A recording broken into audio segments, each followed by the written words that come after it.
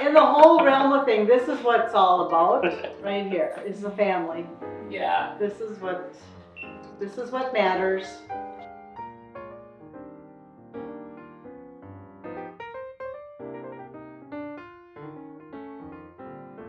My great-grandfather came here, immigrated from Norway. So all my descendants were from Norway. And part of Renee's family came from Sweden. So we're all Scandinavians here completely. And my great-grandfather came here in 1887. So I'm the 4th generation, Scott's 5th generation farmer here. And always been on this place, been here ever since. So I was raised here, my dad was raised here, my grandfather was raised here. We went to high school together. We went to grade school together. And then we went to NDSU and graduated there. And then we got married, hitched up, and been at it for 43 years, so. I don't know why you want And this is Ina. to. She's the oldest. She's the oldest. Okay. And then my daughter has 2 children, Matthew Uh-huh. and Sophie. We have a 5th grader, 3rd grader, and now Peter is a kindergartner, and he goes 5 days a week. And it is wonderful. The farm's been slowly growing throughout time, you know how that goes. And our farm actually expanded a little bit this year. We took out some more land. That's why we picked up a hired man to kind of help with the farm. Otherwise, it's always been just family. It's just been us. Jessica comes, and her dad would come and help out a little bit. My brother-in-law would come out, and, you know, some friends and family sort of thing. But for the most part, it's just been a core, just us. Last year, the crop was a little bit down. You know, we struggled last year. And we remember North Dakota, that's why we had a lot of PP this spring. It was frustrating. You know, the crop wasn't great, the prices weren't great. We're all familiar with that. But this year's been more optimistic.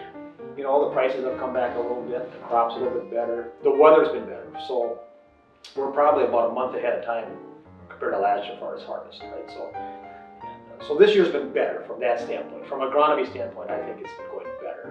You know, there's been other issues, right? Of course, there's always issues when it comes to farming, you know. So, you know, marketing's been kind of a challenge, to say the least. You know, because you never know what's going on. Things have changed so fast. No, we've only been combining for a few days, right? You know, so I would say overall, you know, we're only 20% harvested, right? I think we've combined probably our poorest beans. I think we might be combining our best beans now. So I think everything will kind of fall in between there. I would say we'll be right around average, maybe slightly a little bit below, and that's part of the conditions we went into this spring. So like we were talking earlier, I didn't get done combining until the end of November, right? Froze up, couldn't do anything. Well, we were wet last fall. So this spring, we didn't have any tillage, and we were still wet, and we were nervous about getting the crop planted. So we, I won't say pushed things, but we pushed things, right? We were one rain away from not getting it planted, right? So we better get out there and open up the fields a little bit and get that stuff in the ground. And then it didn't rain, you know. So our crops suffered because of the previous year.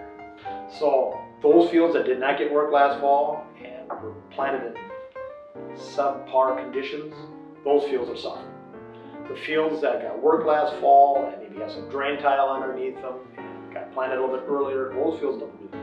So you gotta average them, right? Of course, you know, you combine them all.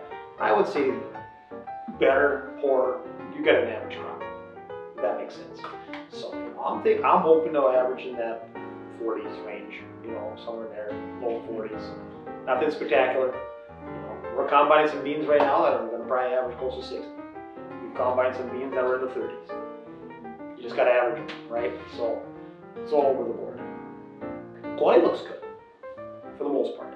So we mentioned earlier that it froze September 9th. You know, there was some fields that were pretty green at that time, because that's fairly early. Even for North Dakota, that's still a little bit early, okay? And the fields that got planted a little bit later, they had some green beans that probably froze. So I don't know if it's going to affect protein or oil. I can't answer that because I don't think we know yet. If you ask me in a week, I can maybe tell you. If you come back, you're going to have to come back.